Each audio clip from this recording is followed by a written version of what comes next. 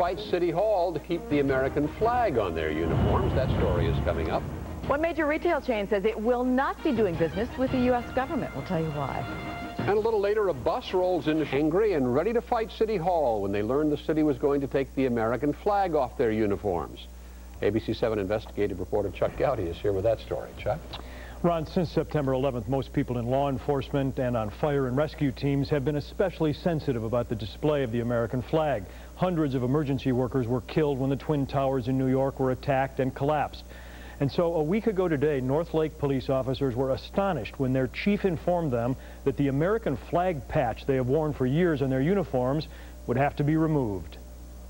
Here in the city of friendly people, population 12,000, there are plenty of patriotic signs and symbols. City Hall even flies a different historical flag every month.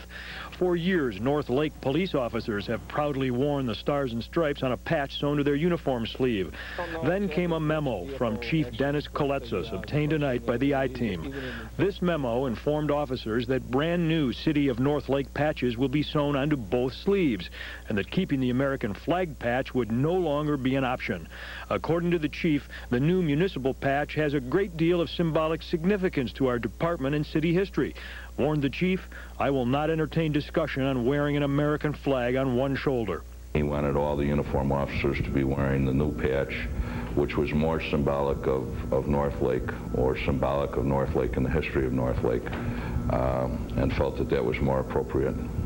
The American flag. You have a copy of the memo and you have the wording. Here at Northlake Police Headquarters, incensed officers began circulating petitions stating they adamantly object to the removal of the American flag from their uniforms. When the I-Team came here this morning to ask the chief about his edict, he refused an interview, saying it was just part of an ongoing contract dispute with officers.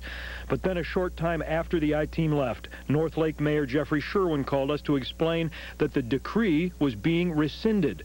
The American flag, he said, had been overlooked. We came up with a new police logo. There were no ulterior motives. What's the allegation, he asked, that we're unpatriotic? Then in a phone conversation with the police chief, he declared, we're not un-American, we're a pretty fine organization. The union, he said, was trying to embarrass the city.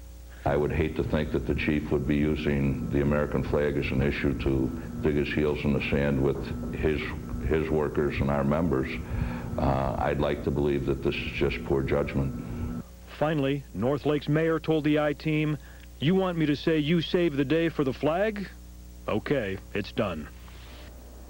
Northlake police officials say they've already spent $6,000 on the new patches. Now they say they'll have to spend even more to redesign the patrol uniforms. And for good measure, after we brought all this to their attention, Northlake officials say they also plan to put American flags on all their squad cars. So you see, it's just one big happy ending, Ron. Yes, it was. Thank you.